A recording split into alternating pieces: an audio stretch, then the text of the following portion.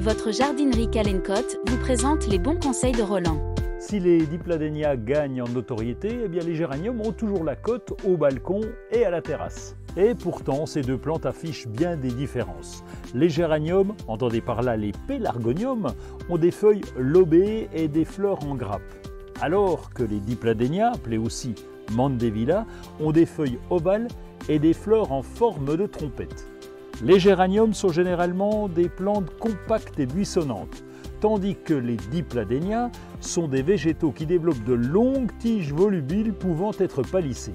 Cela dit, ils ont quand même des points communs. Ils aiment le plein soleil, donnent beaucoup de fleurs en été et craignent tous les deux le froid. En clair, elles sont toutes les deux bien différentes, mais on les utilise de la même manière. Et pour l'hiver, on va faire attention.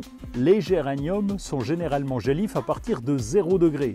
Certaines variétés peuvent tolérer des températures légèrement en dessous de 0 pendant de très courtes périodes.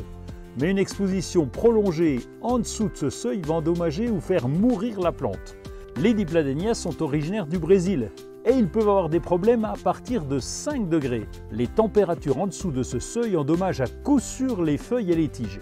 Évidemment, les températures en dessous de 0 peuvent tuer la plante. Sous nos climats, les deux plantes sont très souvent cultivées en pot pour pouvoir les rentrer l'hiver. Et il faut les rentrer avant les premières gelées automnales. Placez les pots dans un endroit lumineux et frais. Une véranda hors gel est particulièrement adaptée. Sinon, à défaut, une toute autre pièce fraîche et lumineuse fera l'affaire. En hiver, vos végétaux ont besoin de moins d'eau. Arrosez-les uniquement lorsque le terreau est sec au toucher. Trop d'eau peut entraîner la pourriture des racines. Si besoin, taillez pour enlever les parties mortes ou endommagées.